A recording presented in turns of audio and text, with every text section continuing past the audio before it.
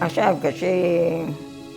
כל מיני דברים, למשל בחוץ, את רוצה לפתוח בלון, לא תוכלי ללכת, לתלות כביסה גם את לא יכולה, כי היונות מלמעלה הם לא עשו לנו גגון, יש תרמיטים, הנה, תסתכלי למעלה, תרמיטים בקירות, אין לנו ממ"ד, אין לנו כלום.